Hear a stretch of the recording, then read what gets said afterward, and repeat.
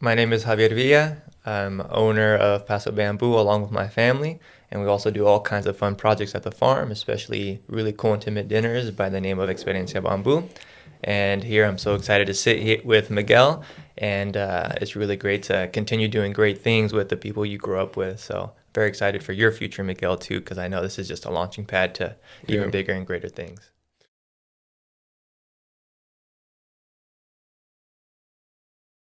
Well, thank you, man. I appreciate you being here. Honestly, like I'm like super even more excited, especially after that night out that I Mm-hmm. had at your place, and we can talk about that a little bit towards like either the middle or the end because it's gonna bring so much value to Mm-hmm. everybody.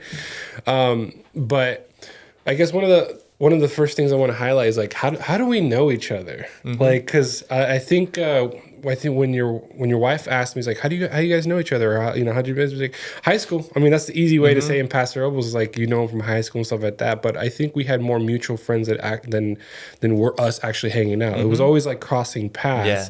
So I'm trying to. I was thinking about this the other day. It's like, okay, who is it? Is it Avid? Is it I think it Octavio? was mainly through Avid. There was Octavio, there's Felix. Yeah, And I think just being amongst kind of the crowd, you yeah, might not know somebody personally, but you know of them. yeah, So I think that's kind of how we came to be. And I think we were kind of formally introduced at one point or another. And yeah. just from there, kind of, we reintroduced ourselves back when at Park Cinemas. Yeah. I think you're still managing there. So.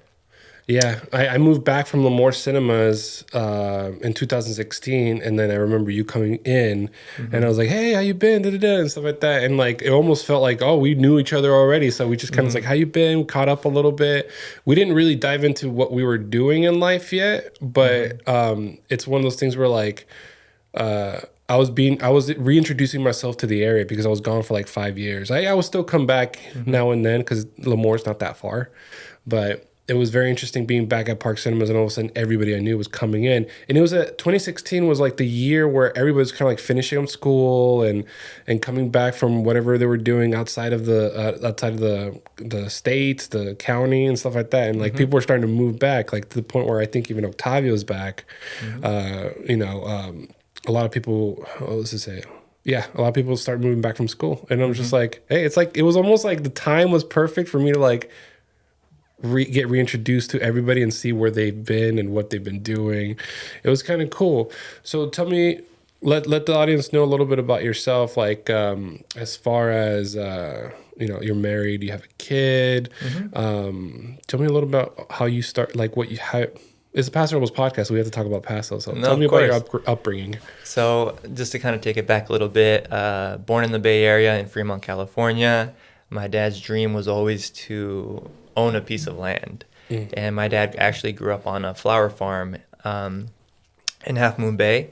But one thing that he quickly realized is that he lived and his family worked on this land and it wasn't his. So one thing he realized, if I plant this tree, as much as I care and tend for it, after we leave, it's no longer my tree. So his dream was always to eventually buy a piece of land. So while we were in Fremont, my dad's a mechanical engineer and he worked for Lockheed Martin, specialized in thermodynamics. So his hustle was always to kind of figure out a plan to make that a reality. He was in Amway. I'm not familiar with Amway, where you Mm. sell products and you kind Okay. of create a team and then your team sells products and you kind of build in that way. And he learned many of his skills and talents today is just working with people is through Amway. They do really great training.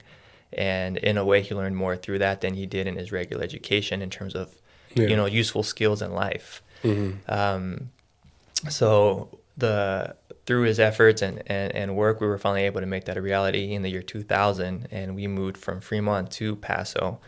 And the reason we landed in Paso is that through the program of Amway, he has some friends in Cambria that he met. So he would drive from Fremont to Cambria to kind of build a team and also kind of um, enjoy the area while he was here. And he found that, Paso is really uniquely located in that it's right in between San Francisco and Los Angeles, and then also a hub for the Central Valley. So he says, Paso is a beautiful place, but I know in 20 years from now it's going to be the happening place. And that foresight was quite incredible for him to piece it together back then. So we made our way to Paso, made the dream come true for my dad, and we bought an abandoned dairy farm. It had been abandoned for about 2 years. So when we bought the property, it had weeds maybe 2 feet tall, and there was only 2 trees on the property. So it was pretty barren. And in Fremont, my dad actually had a pretty nice garden and yard space set up. We had 2 ponds that we dug ourselves with friends and family. And so it was pretty, like, imagine living there for about 13, 14 years. Like, you build a home, you make it your own. And, to leave that and to essentially have a clean slate, you're kind of like, oh, man, what are we doing here now? Yeah. But, through his love of essentially plants, we got to beautify it to what it is today. And, we were bamboo farmers. And the way we got started with bamboo was my dad worked for Lockheed Martin. He worked in Sunnyvale, and it was about a 15-mile commute. But in the Bay Area, as you can imagine, traffic is crazy. So it would take him anywhere from an hour, hour and a half. And after a long day of work and then sitting in traffic, you kind of get home a little anxious and frustrated just with the flow of it all. So my mom quickly realized that if my dad goes through the side gate, tends to his plants for about 15 minutes, waters or kind of does some sort of gardening, then comes into the house, he kind of leaves all that kind of stress and frustration out, and then he's kind of more grounded to really spend time with all of us. So gardening really became a beautiful outlet for my dad, or therapy in a way, just to kind of reconnect himself with what really matters. And in the early 90s, he came across bamboo in a magazine. But, the internet wasn't quite as extensive as it is today. So the only way to kind of find out where you can get bamboo was kind of word of mouth. So I have an uncle who's a landscaper, and he reached out to him and said, hey, if you ever come across bamboo, please let me know. I would love to get my hands on some. Well, 2 years later, on an unexpected Sunday, he shows up with 2 truckloads of bamboo. So that's how my dad's passion really got started. And just by kind of checking things out, I think it was the Yellow Pages, he found that there was the American Bamboo Society, and that had a local chapter in San Francisco. So right away, he made his way over there, met a lot of other bamboo enthusiasts, and that's kind of how it just really exploded in the sense of him, collecting and sharing plants. And when you connect with other enthusiasts, it's really cool, because people who share your passion, it just amplifies your excitement, your feel, and you learn a lot. So that's kind of how it got started. And our backyard was full of bamboo. We were growing it all over the place. And for being in the city, you could be back there and you feel like you're kind of transported to a different place. So when we first moved to Paso, we actually had a U-Haul truck dedicated just for our bamboo. So we dug quite a bit of it up, and that was our initial grove here in Paso getting started. So what was an initial barren piece of land, we started kind of developing a little bit by bit. But as you know, Paso has extremes on both ends with the weather. You have frosty winters below freezing, and then you have triple-digit summers. So Fremont's very mild and consistent. So when we brought our plants over, we lost quite a few of our plants. My dad had birds of paradise and other plants like that just could not withstand our winters. So same thing with the bamboo. Some of the varieties we brought just couldn't hang with the extreme temperatures on the cold side mainly. And from there, we really had to do kind of a trial and error. So we bought about 60 different varieties, and we planted them over the course of 4 acres just to get a sense of, okay, what can really make it and withstand Paso's temperatures. And in the early 2000s, there wasn't much information on the internet in terms of tolerances for bamboo. So we just had to, make an investment and go for it. So out of those 60 varieties, only 8 of them survived and thrived. So bittersweet in that regard, but out of those 8, we still produce those 8 today. And the comfort of the bamboo that we provide is that we can send them anywhere in the state without a concern for your weather or your soil type. Obviously, there's preferential soil types, but the bamboo that we have is extremely hardy. That if they could look great at our farm, they'll look just as well, if not better, where in your home, anywhere in the state. So my dad's dream was to have this farm mainly to teach us the value of work, because to really care for the land, you have to have a love for it. And if you don't have a love for it, it's going to resonate in as an end product in where you live.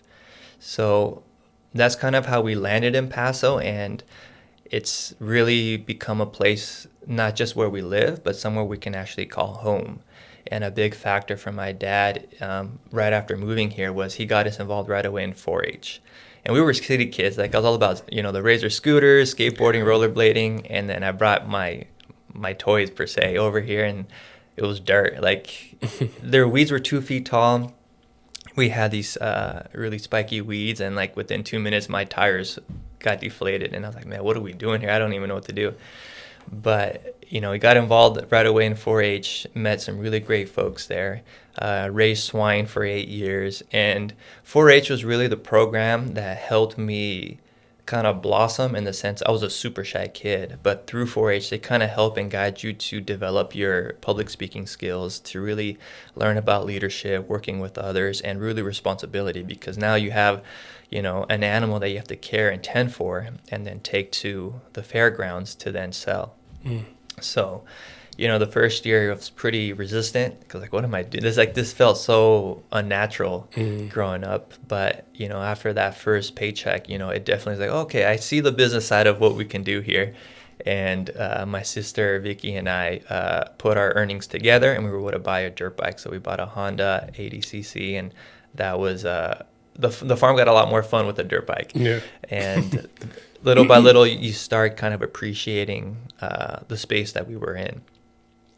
But so I'm very thankful for 4-H, and I still support that program, because it's such a great way for kids to really blossom and to learn essentially life skills. But evolving from there, my next door neighbor Juan Nevares, my age, and then I had my neighbor down the road, Cactus Sam Harris, with Heritage Lines. It was really cool that my next door neighbors became my best friends. So then, it really started feeling like, okay, I'm really enjoying where I am now. And yeah, I think the more you get involved in your town, the more you see how special this place, Paso, is. Like you said, you left to Lemoore, and then you came back, and then you really get this sense of, man, this is really a great place to raise a family. And I resonated with you in that regard, where I wanted to leave just because, like, oh man, there's nothing to do in Paso. Yeah. But then you leave, and then you come back, and like, wow, like, this is really such a unique and great space. And not only for the the environment, but also the people. I think the people are so supportive. They're very, most people are fairly involved. If it's not in their kids, in the programs, in the community. And what's been really great is that people are not depends on the industry, but mostly people are not shy to help guide you and share what they've learned over the years, to help kind of amplify you as well. So it's not so much egocentric, but more communal, and that if I can win, I want you to win. And I think that's what I'm learning more now as I'm getting older, and I've, through our businesses and even our current endeavors, people are so eager to help. Yeah. And I love that. And what's really great is that when people help you, it even fills you that much more to give back and help others in the younger generation. So life is just a cycle of older to young, and then it repeats itself. So if you can help, guide someone to not make the same mistakes you made, hopefully their lives will be that much greater and better for the next generations to come. But that's kind of how we landed in Paso and where we are today. Started 6th grade at Flamson Middle School before the earthquake, and now it's completely transformed from what it used to be. Paso High, played soccer there, was really great. Just being in this community, I still play soccer today with some of my friends that I played soccer with growing up, which is really great. I've just reflecting back last week with my friend Lalo, like, we've been playing soccer since we were 13, and now I see him with his 3 boys, and it's so cool because you see his interactions with his kids and with Lily, and it's like, man, there's definitely love in that home. So it's really cool to see your friends grow up and then become, the great people that they are today. So I really enjoy that aspect of growing alongside folks, because I don't know how to describe this in the sense that a lot of my friends are doing really well, but had you met them in high school, you would have probably not put money on them doing well. And I think that's kind of the biggest misconception in life, is that you kind of have this resume of like, oh, your GPA is 3.9 and you're on this AP and honors. And, at the grand scheme of it, it's like, it's not that it's irrelevant, but you can't judge someone's success based on those metrics. Because at the end of the day, it's what's the fire that's inside of them that's going to motivate them to do something great for their life. So I really enjoy seeing how things have transpired over the years, and that's what's great. Like, I can go into town and you run into people you grew up with, and it's just, like I ran into you, Miguel, and even though we weren't very close in high school, there's that really special feel that, of connection, and like, hey, we grew up together, and we're still going to grow up alongside one another. So yeah, I went to high school, Paso High, and then from there went to Cal Poly here in San Luis Obispo.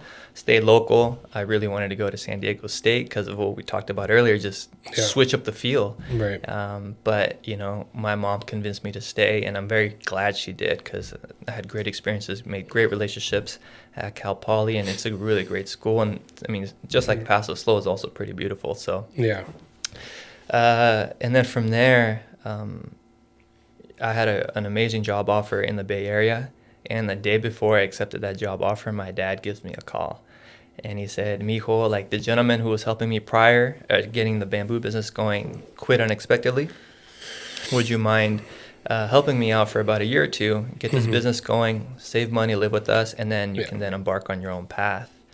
And I definitely told my dad, can I call you tomorrow? Let me just sit on this for a little bit and think about it. And the reason I sat on it a little bit, because my dad and I have kind of differing personalities.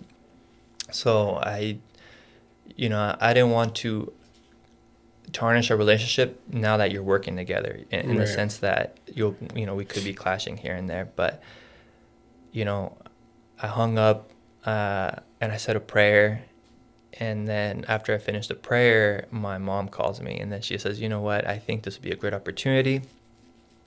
Not very many folks get to, save some money before they embark on their own journey, and you can learn quite a bit here on the farm with your dad."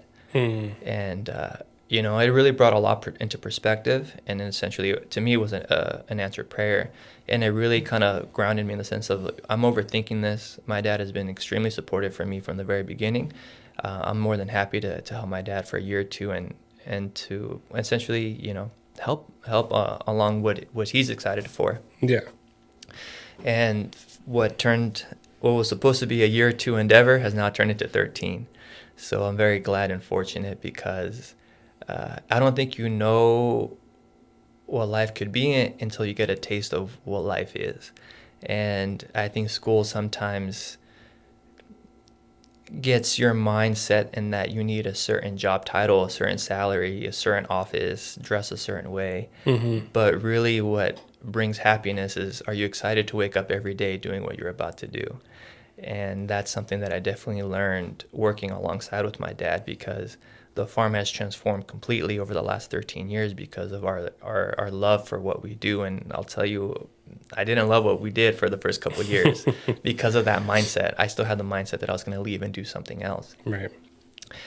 And, from what we do, it's very labor intensive. We essentially dig trenches that are 30 inches wide by 27 inches down by your desired length, anywhere from 20, 30, 40, 50 feet long. So digging is not easy. And, it definitely felt like I have a degree. Why am I doing this? Or, it's 100 degrees out and I'm out there with the hoe weeding.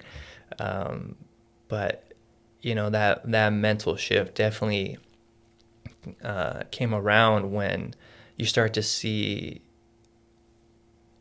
the customers would actually give us high fives or hugs, or they'll give us lemonade, or they'll make cookies for us, and it felt like, wow, like they're genuinely thankful for what we're providing for them in their space. And then my dad said, I was an engineer for over 20 years and I never got this sort of gratitude for the efforts that we're putting forth. And then you really start to see what is actually happening. Like, we're actually helping beautify and create this beautiful oasis for people's backyards, and we're essentially sharing greenery that we grow with love at our farm. And, it didn't connect until like my friends would visit me after about a year or two. And they're like, dang, Javi, you haven't made, like you're working with your dad, you're working your land. Like we still have to answer to somebody. We have to kiss ass sometimes. We have to sit in a commute for a while. And the blessing was, I still get to go home for lunch. And at that time I wasn't married. So I would go home with my dad, with my mom, and she would make us amazing, delicious lunches. Now I get to go home with my wife making amazing lunches. And my daughter's now at the table, and it's definitely a blessing that it gets me emotional sometimes, because like, man, this is something so beautiful that my dad helped create a foundation for me, that then I hope to create something even great for my daughter and my future kids, where there shouldn't be a limit in what you can do, but rather what do you want to do, and what's that passion, and how can you create a livelihood that brings that family together, and the style of life that you truly desire. So yeah, I really started learning to love what we do when I started to see the end product of our labor. And I think it was about 2 years in, I was actually able to buy my first home in San Miguel. And my parents actually, when they moved over here to the area, they got into real estate. So they ended up buying old beat up apartment buildings. Okay. And then my dad at that time, again, YouTube University was not popping the way it is today. Yeah. So my dad went to Home Depot and bought every single how-to book that you could. And from there, he would just go at it and try to learn by doing, the Cal Poly way. And if there was something he didn't know how to do, he hired somebody, said, hey, you mind if I help you? And he would just kind of watch, assist as he did. And once you kind of see something the first time, and then you're like, okay, I get this now. It's really just getting over that little bit of confidence or that fear that sometimes holds you back. And moving from there, it was definitely, after from purchasing my first home, it definitely clicked that, okay, I see there's a lot of potential here, and we're doing this from what my dad loves to do. And at that point, I started to learn to love what we were doing, because at the end of the day, my mind was still like, I'm still going to move on from this to do something else. But that was kind of the little shift from the gratitude from our customers, seeing our beautiful farm transform, and then being able to buy my first home as a rental property. And I think one of the greatest things my dad did, and at the time I wasn't too happy about it, but he says, okay, I'm going to leave you to renovate this on your own. And I was still a rookie. I didn't know very much. And I was frustrated at my dad, and it probably took me 3 times longer than it should have. But it was that initial fear that I finally got over. And if I messed up, I messed up. If I ruined material, I ruined material. But it was my education. And it was that point where I was like, okay, well, after I got it all done, I was like, okay, I'm very thankful my dad did that, because had he helped me, I would have depended on him holding my hand per se. And I'm very fortunate, where now we can, I do remodels with my wife, and, I feel very comfortable in all that we do. And we do anywhere from fixing foundations, flooring, framing, sheetrock, electrical, plumbing, and it's great. And what I love about what we do is that we do the bamboo farm and all the work that it entails. We do home remodels and repairs and any of that sort. And now we're doing our dinner experiences, which is great, because sometimes the day-to-day feel of just doing one thing over and over again can feel monotonous. In this way, the mind is always engaged on a new project and something different. And I think that's what keeps it exciting. And even with our dinner experiences, like I was talking to our team, and I was like, you know what, let's find this comfortable number where we can do, whether it's 2 or 3 a month. So that way it always feels exciting and fresh. Because if we just go 6 to 10, dinners a month, it might feel, like I mentioned earlier, monotonous. And if it feels monotonous, it's going to resonate with everyone who participates as guests. And I don't ever want to feel like that. And I mentioned, if we go hard during the summer and have many events, let's take a break for a while. So that excitement is always there. That fire is always there. So I think, kind of having it set up the way we have, if the bamboo work gets quiet for a little bit, then what do we need to fix or improve upon in our apartments or our homes? And that way we're always kind of staying busy and keeping our minds engaged on new projects. Right. And that's, and I'm very thankful for my dad. I think the greatest gift my dad bestowed upon me was the gift of vision, because even in the early 90s, we used to go to garage sales quite a bit. And my dad found, I think for $5. He found this little portrait, and it had a home on a hill, it had a barn, and it had a river running through it. He says, one day we're gonna own a land that's just like this. Yeah. And at that point you're like, okay, sure. I was a little kid, but now living it, I'm like, man, he was on it. He was on the ball, and he just said, through hard work, through patience, and through faith, where it's gonna come true. And thankfully, that's what we've been able to have, or to build today, all thanks to God.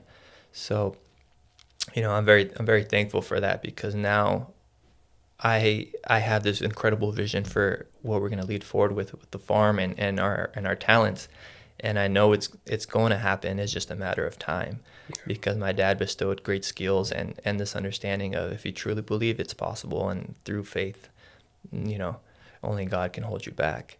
So I'm very thankful, and to this day, thank you, Pa, for that beautiful gift of vision, and I hope to pass down that same gift to my daughter. But yeah, that's kind of how we landed in Paso, and I'm very excited to continue growing here in Paso, because we're definitely setting deep roots here, and we hope to be here for generations to come. Yeah.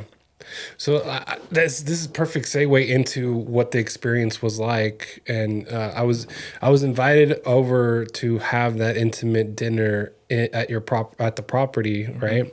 And I didn't know what to expect. I asked you to be on the show. You said, hey, come out and get to know us first, and then we can go from there. And I went in there. There's like cucumber drink with a little bit of courage in there, and I started drinking. I'm like, this is the healthiest cocktail I've ever had, And the first impression as I'm walking up is, wow, this is years of work. Like, that's the first thing that went through my mind. Like, this is years of work. Here I am, and I see other people starting to arrive, and everybody's like, kind of like, okay, they all know you some way or another, right? I kind of recognize a couple people there already, because it's Paso. You're going to recognize a few people, and then others I didn't. And as we started walking around, I kind of like, okay, let me be a little bit isolated, record and take pictures and let you do your thing.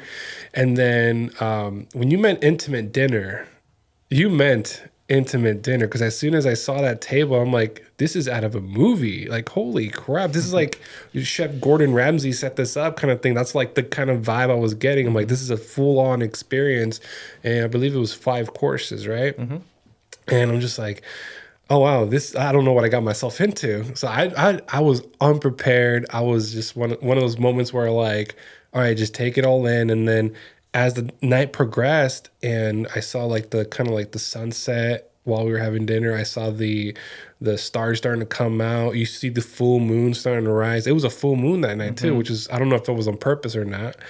And and I just kept going. I'm like, and I'm talking to people across from me. I'm talking to your mom next to me, and then behind me, I kind of see somebody like with a guitar and stuff like that. I'm like, okay, he's hired some entertainment. That's awesome.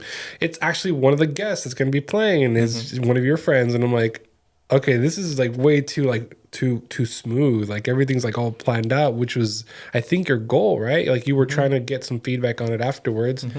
And I got to know a few people, and, to the point where like I left a business card with one of them, and, I got to taste some beautiful wines, and it made sense. And this is not something I was able to tell. It was Vino Juan that was there for the wine pairing. And he mentioned he had a dry vineyard. Right. And then what you were talking about, the bamboo, it only grows where there's water, right? So I'm like, this is kind of like making sense with the whole, like, because California is really tough with water, right? And I'm just like, okay, this makes sense. This is an actual fit. But I'm sure you know him beyond just a dry farm or a dry vineyard, which you can elaborate, explain, or talk about more of that if you want a little bit. So the night continued, and the whole time I'm taking pictures. I'm sending it to my mom because she's taking care of my kids at that moment. And I was like, and I'm sending her. She goes, "How are you?" Because it's been like a few hours already. Yeah, we were in deep there for a while. And I kept sending her pictures like, "I'm sorry, we're on the third one out of 5." And she's like, "It's like, wow, it looks good," and stuff like that. And I'm like, and she kept sending her pictures, and I felt so guilty that I was there with like all my kids. I'm like, I should not be enjoying this much. I should be missing my kids more or whatever. But it was one of those moments where, like, this is kind of like meant to be in a way. And so once I left, that day kept replaying in my head over and over and over again, to the point where, like, oh my God, he made that much of an impression that, like, a week later, I'm telling my friend, hey, a week ago I was at this dinner, man. Like, we should go. We should plan the next. You know, when he does launch, and I'm assuming it's coming soon. Mm-hmm. I'm gonna be like, let's figure out when we want to go, because this is something I want somebody else to experience as well. What kind of things were you aiming to get out of it, besides the feedback and, you know, the satisfaction of everybody got a good impression out of it? What were you trying to accomplish with inviting, like, a lot of certain key people to this intimate dinner? Yeah, you know, a big goal that we have for our dinners is to leave a lasting impression. Yeah. But we really want to be able to share Paso's story. So that's why we incorporated, you know, like Chris and Summer with Mighty Cap's mushrooms. We have Eric from Pier 46. We got a big fish from him. Vino Juan's story. You know, these are just great local stories of just people doing great and doing what they love. And, you know, we're able to share our story as well. And, you know, the great thing about or the thing that you know, I think we could use more of, and I know there's a few pockets here and there, but how do we bring these conversations, these stories together? So that's why I applaud you, Miguel. I applaud Valeria, because, you know, there's great people in this town, but we need to spotlight them to be able to bring all these great folks together, because all the people that you met at that table were so eager to share and to help one another. I mean, as you and my wife, I mean, they sat next to Corey, owner of Libretto in Amsterdam, and, you know, he was so gracious with what he's learned in his lifetime, and I wasn't able to have a conversation with, but, you know, Ceci learned quite a few things that we'll be applying in our endeavors. So it's really beautiful to be able to bring people together, and the goal is to highlight, like I mentioned, the greatness that Paso really embodies. And we have such a really great space, and the way that these dinners came about was kind of from two factors. One, every time we would have customers, you know, inquire about bamboo, and what we utilize bamboo for is really for privacy screening. There's no other plant on land that could really grow as tall and as densely as it does. So if you have that second story window on a neighbor's side of if you have a second story window from a neighbor that overlooks into your yard, you know, sometimes you feel washed, or sometimes you just don't get along, and you just want to shield them completely. And that's essentially what we do. So we'll plant bamboo in the ground. And the reason we dig these trenches that are 30 inches wide by 27 inches down is because we line the trench perimeter with a high density polyethylene plastic, so that way it keeps the bamboo contained and doesn't go anywhere you don't want it to. So you can happily enjoy it without the concern of it getting away from you. So we're really in the privacy business, and bamboo happens to be the most ideal solution. But the benefit is that you get these great heights, these densities in such a short turnaround, and then it's green year round. So even in the wintertime when the trees drop their leaves, the bamboo is still vibrant and green, which is such a beautiful thing to have. So when customers would come to our farm, we spend anywhere from 30 minutes to an hour, and we give them a tour similar to the tour we shared with you. You know, given the care and the maintenance of the bamboo, how it grows, how we contain it, and how you can enjoy it. In the sense of having demonstration areas, so you can see what it looks like, you know, year 2 compared to year 4. And that gives you a bit of comfort when you do make the purchase that, you know, this is the right solution for you. But walking people through our groves, people are like, my goodness, I would love to just sit down and have a picnic here. I would love to just hang out and spend a day here. And then after a while, you know, my dad's like, you know, we do have something special here, and people want to experience it. They want to feel this. And then the other factor was we have all of our family gatherings at our farm. So it's a multi-day event. They'll bring tents or RVs, and we just hang out. We take turns. We have like meal shifts. So different families have different shifts for meals. And it's such a great gathering. And so one of the greatest things that we love to do is just share it, because we've been so fortunate enough to be able to build what we have. And if you don't share something beautiful, I think it'd be very selfish of us. So to be able to share it with our family and with our friends, and, you know, even with our clients, sometimes, you know, they'll finish a tour And like, you know what, if you guys want to hang out for a bit, by all means feel free to hang out and just enjoy the space. And sometimes they hang out for 10 minutes, sometimes for 30 minutes. And it's cool because bamboo is it's such a special plant. It sequesters carbon dioxide 4 times better than your standard grove of trees. So just being inside of the grove, anywhere from 10 to 20 minutes with some good deep breathing, you actually get an oxygen high. Take your shoes off, ground, and really just let the stress and anxiety of whatever's going on in life really dissipate from you and just return back to earth. And, those are kind of the things that we were experiencing just from our customers and our families. Like, you know what, for one reason or another, food is so special in that it brings people together. So we thought, what better thing than to have food incorporated into our farm? And then, music it gets the soul grooving. So, to incorporate our space with food and music, I thought, this is a very special combination. So let's figure out a way that we can make this a reality at the farm. And, took some time to really curate our team, but now we really have a team that feels like family. Yeah. And I'm really excited with who we're working with and, all the great things that we'll be doing. We actually just met with our chef last night. So we already have the menu set for the coming dinner. It's actually going to be different, and we'll be rotating our menu from each dinner to dinner, so that way it always feels fresh and exciting. And also I want our chef Julio, to also be excited and really showcase his talents, because if you're just repeating the same menu and over again, it's like, man, this guy can do much more than just these 5 courses. And that way it always feels exciting, as we always hope it feels exciting. So that's kind of how the dinners really got inspired.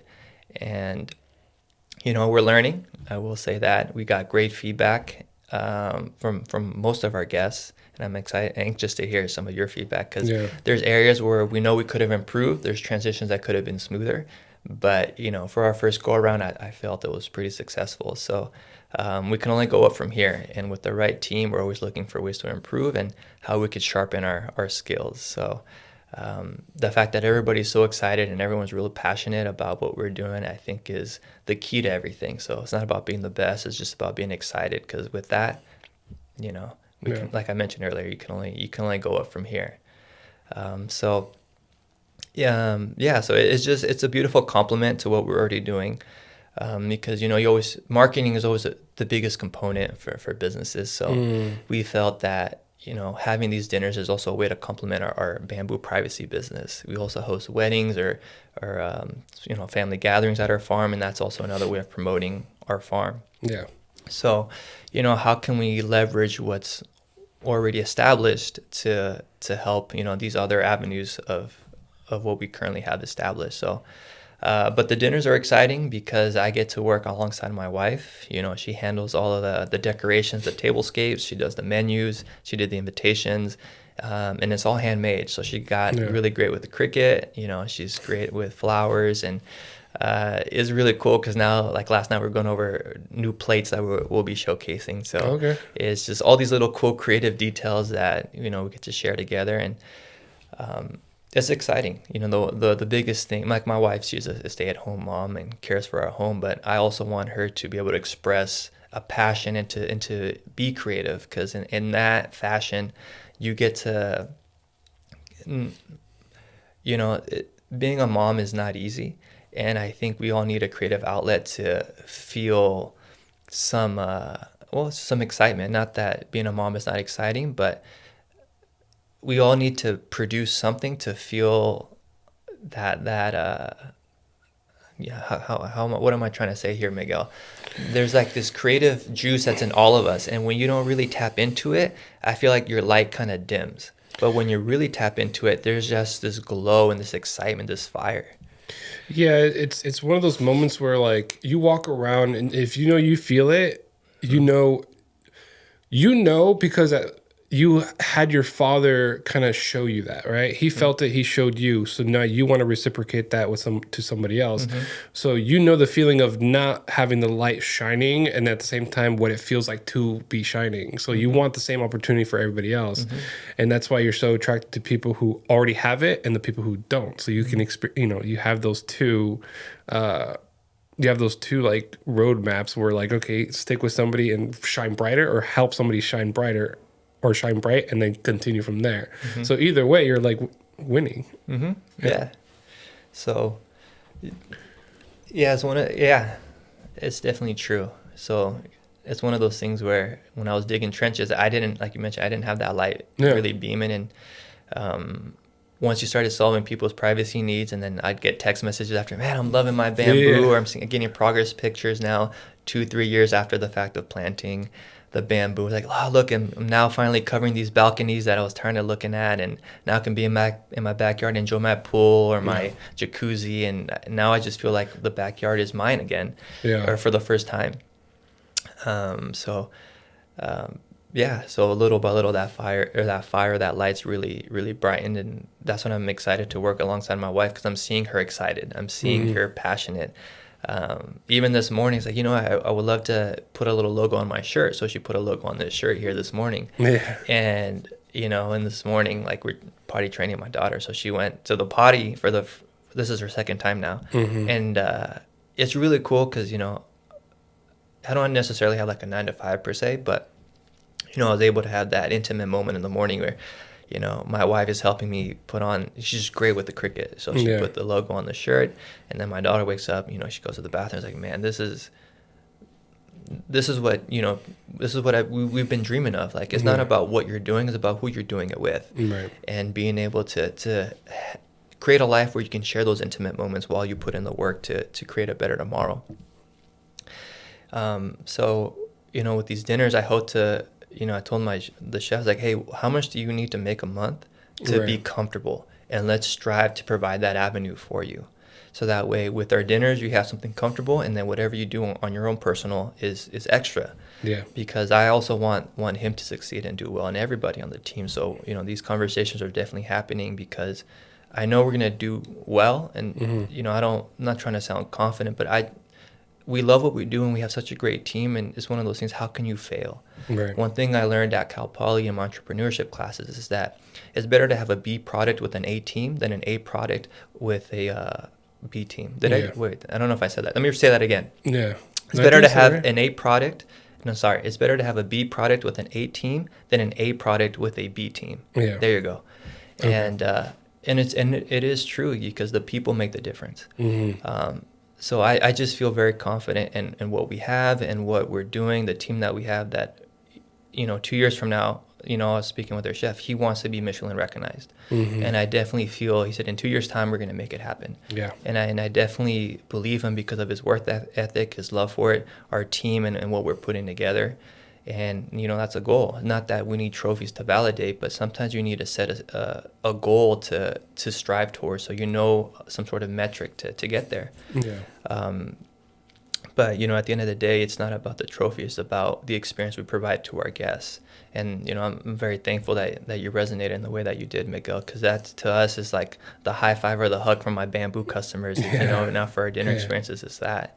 And it's really cool because when people meet at the beginning of our experience, they shake your hand, but at the end of the dinner, they give you a hug. Yeah. And, I think conversation and food can really, they help curate that passion and that love that we have. So we have some really great improvements that we'll be bringing to our next dinner. And I'm excited if, you'll be able to join us for that. But we have that set for May 29th. That's going to be our next dinner.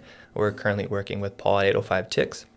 Okay. To get that going. But in the meantime, you can always reach out to us directly, either pasobamboo.com or shoot us a DM on Instagram, and we'll get you set up for a ticket for the dinner. But it's just it's a really exciting time right now in terms of just a lot of the projects we have going on, a lot of growth, and truthfully, sometimes it does feel overwhelming because we're managing quite a few things going on, but it's a new rhythm we just have to learn to pick up on. Life is always a rhythm, and with more activities is how do I balance my life to best groove in that flow. And for most of our time working at the farm, has mostly been my dad and myself. But now that we're bringing in other folks, it helps alleviate and disperse the workload. And during this time right now, my cousins are currently visiting us from Sinaloa, Mexico. So he'll be with us for 4 weeks while he's on break from school, and it's so cool to have him also join us. And he's already been with us, at least if not once or twice a year for the last 3 years. So he knows the lay of the land and the work that we do. So it's just really great to see his excitement to participate and to help. Yeah. And also, he's 19, so we're also kind of helping him, like, okay, what do you want to learn? Where do you want to grow? And trying to find avenues for him to also go back home with some new skill sets and understanding. So, it's just great. We just have a lot of family and a lot of love and support from friends. So, even our servers, shout out to Daniel and Eric. They were like, whatever you need to do, we're happy to help. They're just great folks. So the greatest wealth really in life is the relationships you have. And, I got emotional with them the other day. I was like, man, I'm so thankful to have you guys, because they just do it with so much love, so much care. And, like anything, they want you to win as much as I want them to win. So, so it's just, I just feel very, very grateful. It's taken a while to get here, but I think after these 13 years, you have to go through a certain adventure of life to be able to build the knowledge and the skill sets to finally land to where we are today. Because even these dinner experiences, this has been a thought, an idea for maybe 10 years. Yeah. And it's taken this long for it to finally bloom. And I know it's going to continue to blossom over the years to come, but in that time frame, and I learned so much. We got to connect with so many great people, and now that we're at this position, now we're much more prepared and capable. And a lot of it's just trusting God's divine timing, because I think had we tried to do it earlier, we wouldn't have been as successful as we were able to be on our first go around just a couple weeks ago. Yeah. But life is a journey, and I'm just much more understanding of being patient. And as long as you're putting one step forward in front of the other day to day, you're going to eventually get to where you want to be. Yeah. Yeah. One of the things that you've said a few times already is you have a lot of things you want to be able to do better. Mm-hmm. And like I said, I came in there not knowing what to expect, and the transitions didn't seem hard, and you met, all walks of life were helping you at the same time. You have, your chef, the people helping the chef. You have a Brazilian jiu-jitsu guy there. And I'm just like, holy crap, you can shout him out if you want. Eric Franco, Virtus Jiu-Jitsu. Yeah. And I'm just like, here you have all walks of life. I think when you said intimate, I didn't realize your father was going to be there. Your mom was sitting next to me. We said a few jokes back and forth, and you mentioned the people helping you, like, serve the food and stuff like that. Like, did they have any formal training? Because I couldn't tell any difference if they did or did not. Yeah, we were teasing with them after the dinner that they looked like they had been doing it for years, but no, that was their first go around. That's and crazy, I think, man, a lot of it is just the care and the attention to what they were doing, and you can't fake it. And I think that's really what resonated. But yeah, I think it's just the intentionality with all that we're doing. That's definitely a priority for us, and everything that we do. That's why we got mushrooms from Mighty Cat Mushrooms, the fish from Pier 46, and then, I met one of the owners, Eric, great guy. We also have Munich Ranch, which is just down the road from us, and we had only had one interaction prior. And actually, just this last week, I went to go visit him, and he showed me his farm, and it's immaculately, like, clean. Like, his passion about the food that he grows is very inspiring, and I just can't wait to start serving his vegetables. He showed us his tomatoes. They won't be ripened until the end of the month. He has garlic, he has onions, he has squash, he has melons. And he's just literally like half a mile down the road from me. And I can't wait to start sharing his produce at the farm and telling his story, just like how we were telling, these other folks' stories. Yeah. And then, my mom, she provided the sourdough bread. My mother-in-law, Fidelia, she provided the goat cheese. Mm-hmm. Yeah, and then my father-in-law, Rafa, he, on a daily basis, milks goats to be able to provide milk for my daughter. So we've been feeding my daughter goat milk for the last about 6 months now. Yeah. And it's definitely a family affair, and it's all done with love. And it's just, I think that's why, I still get emotional about it, because you see all these different dynamics come together and everyone's so happy to participate and support in one fashion or another. Even my friend Michael from Carbon City Lights, an amazing local musician. If you haven't heard him, check him out. He's on Apple Music and Spotify. And, when I asked him if, hey, would you mind playing a few songs? He was more than eager to do so, and gave me a big hug afterwards. He loved it. And it's just, like I mentioned, it's been a 10-year journey to get to where it is. And now it just feels so natural. Yeah. Now that all these pieces are now coming together. Mm-hmm.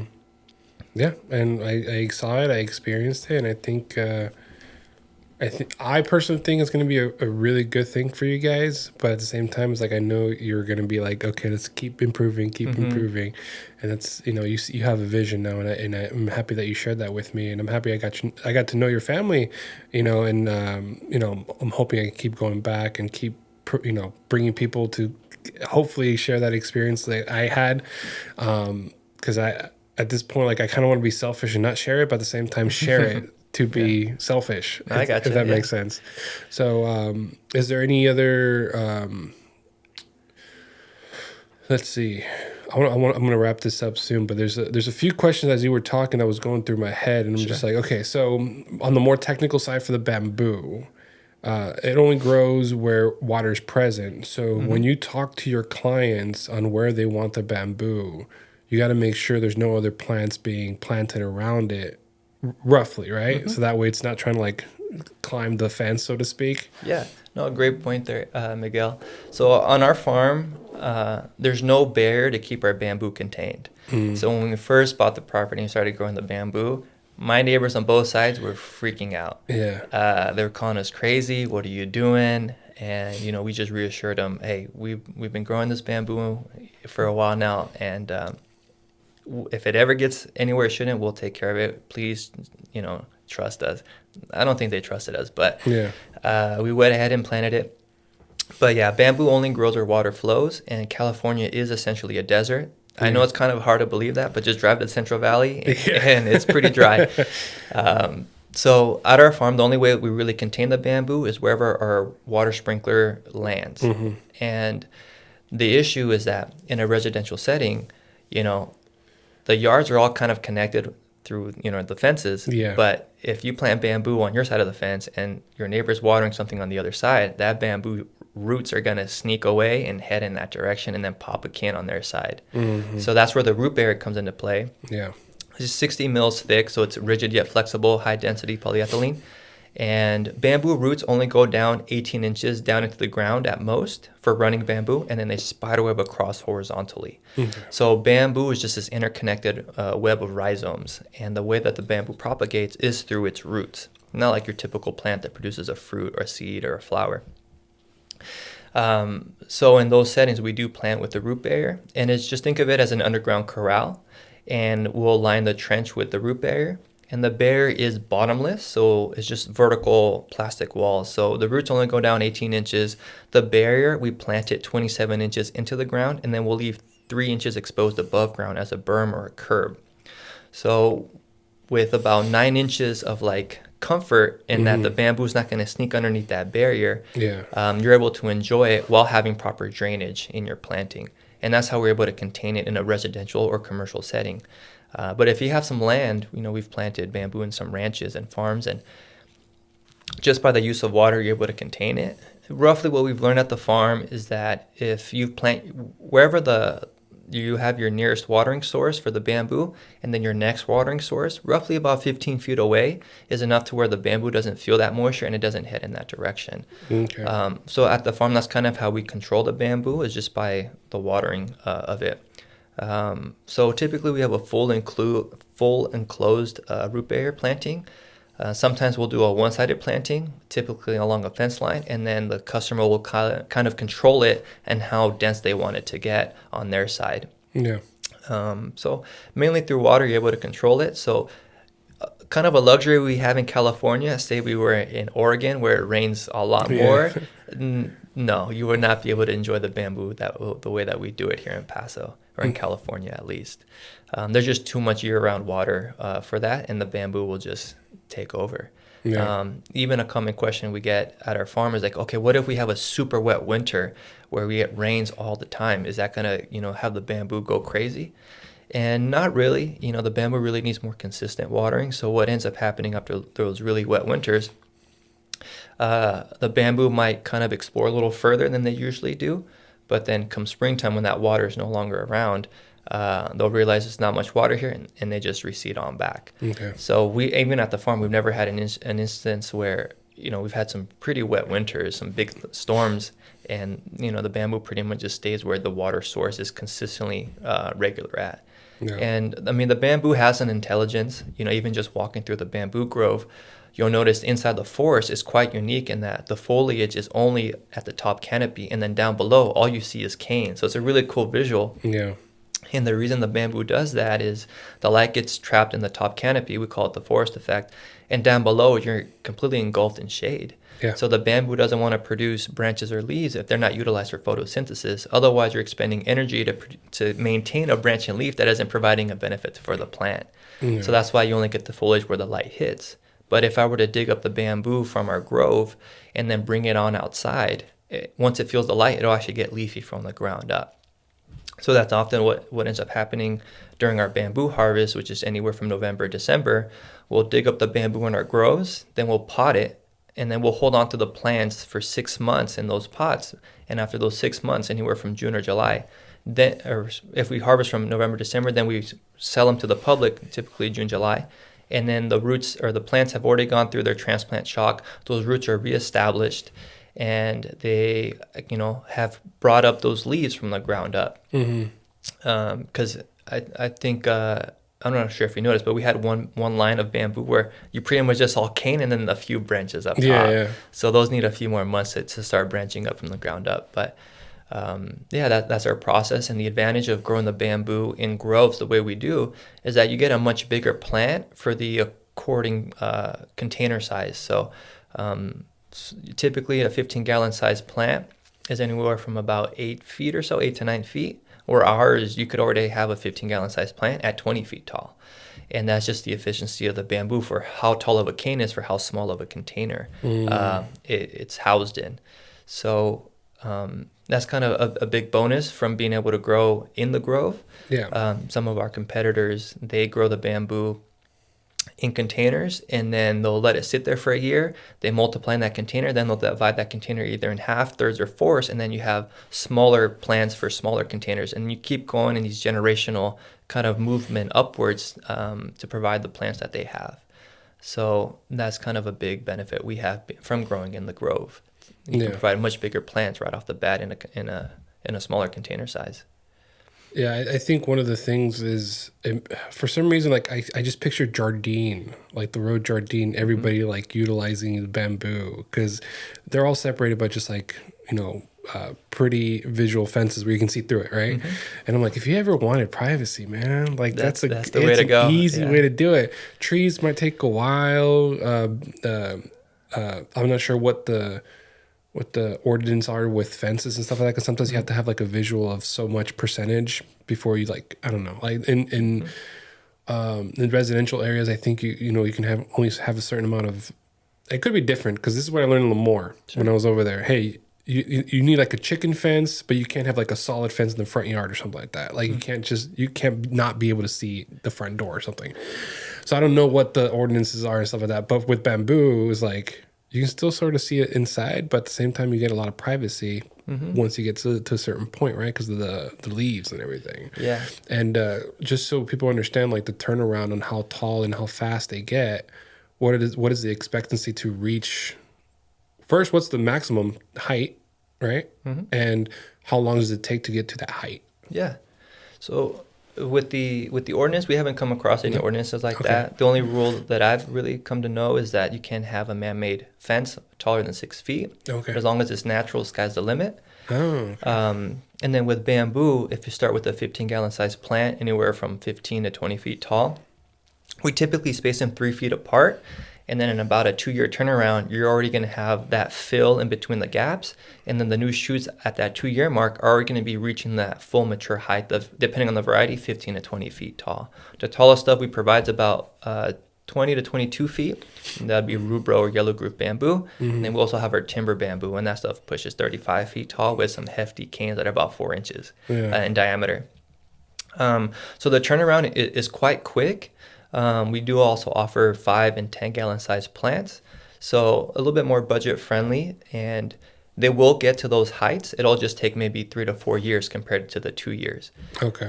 So it's just kind of when you're starting out is kind of really depending on your budget. Sometimes people I have this problem and I'll solve it today, and we'll just go with the bigger plants. Sometimes we'll do them back to back instead of giving the 3-foot spacing in between plants. So, and we utilize the 3-foot spacing for our installations mainly in that it gives you a nice filtered block, and then it leaves some space for the bamboo to really explore and expand without filling their neighbors too soon. Yeah. And then just some maintenance about 3 to 4 years down the road. Each bamboo cane lives for about 8 to 10 years. And as those canes get in those older years, the hue of green on the canes might not be as vibrant. They kind of go a little bit more yellow. And then the leaves that they produce aren't as vibrant. So what we end up doing, even at our farm, typically in the fall, we'll go in and we'll prune about 25% of all the canes that are in our grows.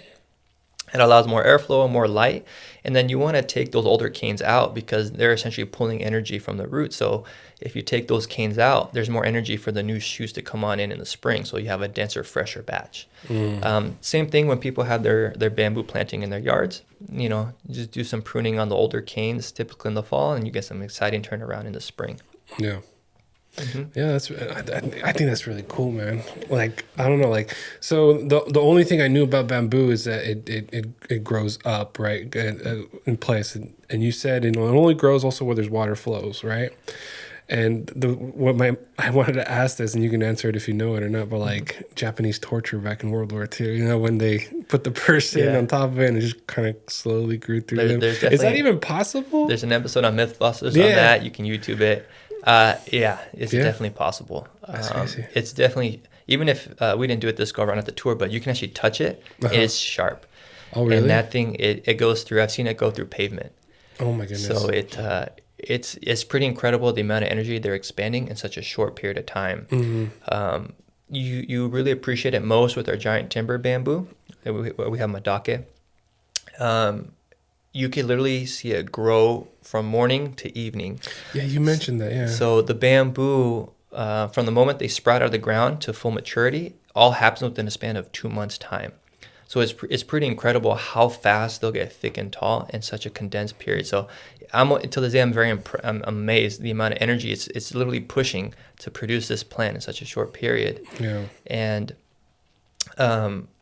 what's pretty cool is that especially our timbers, all varieties, but you appreciate it more on the timbers. They already come out the diameter they're going to end up at. So if it's going to be a 4-inch diameter, the shoot is going to already be 4 inches in diameter. Okay. Yeah. And the bamboo does all of its growth within the first 2 months, and then after those 2 months, they're done growing. So they're not going to get any taller, and they're not going to get any thicker. So what you see is what you get after 2 months. And if you ever want to cater your bamboo screen to a certain height, you can always prune it to, say, your bamboo's 15 feet, but you really want to keep it at 10. Go ahead and prune it at the 10-foot mark, and then you don't have to prune it ever again in its lifespan for that cane.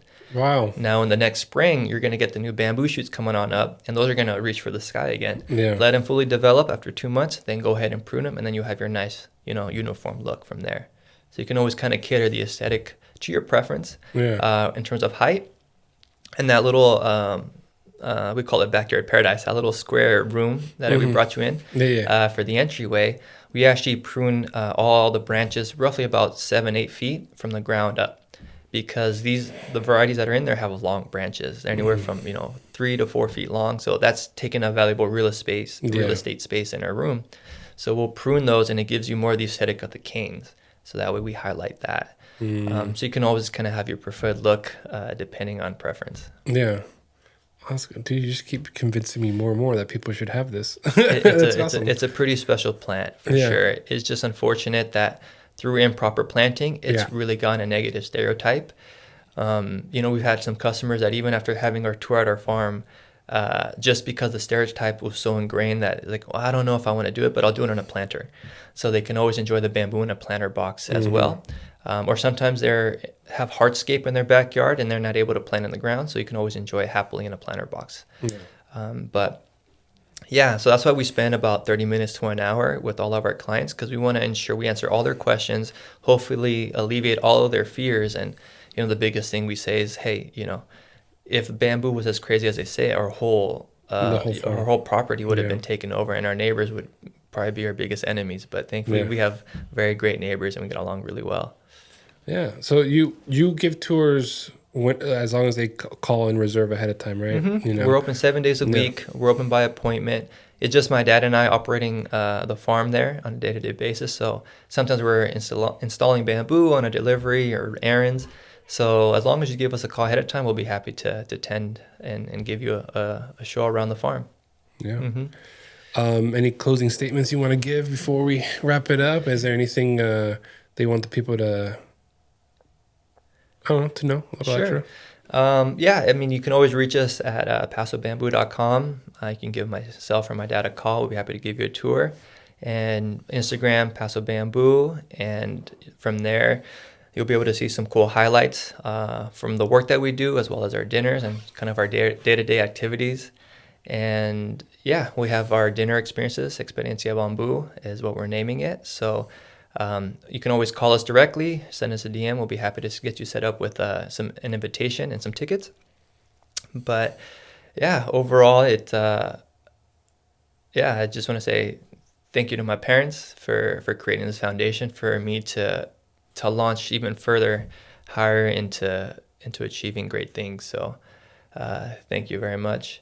And I'm just excited. I'm excited for you too, Miguel, this endeavor that you're embarking on. We were talking earlier that a lot of it is people have a lot of ideas. Very few people actually actuate in taking the steps towards it. We were just talking about the cameras that you had. It can be a hefty investment just to get this going. But, how can I get this going today? Yeah. And, I resonate in that. It's not about having all the answers, just enough to get going. And I think it's beautiful. You're capturing stories of our town. And one thing that I definitely got inspired just seeing you do it is like, what? I also feel like I need to document my dad's story. So I actually set up, 2 iPhones, an iPad, got microphones, and we, for about an hour, we just talked life from birth to his college experience. So how great to have like this little this legacy piece that you get to share with your kids, because like my daughter is 16 months, but by the time she's 5, my dad's gonna be that much older, and then my future kids. So it'd be great. I think it's great to be able to document these stories and have like a time capsule, because unfortunately I wasn't able to have the conversations I would have loved to have with my grandparents. So it's almost like not that it's a mystery, but there's a whole there's elements of my grandparents I would have loved to have dove in deeper in. Right.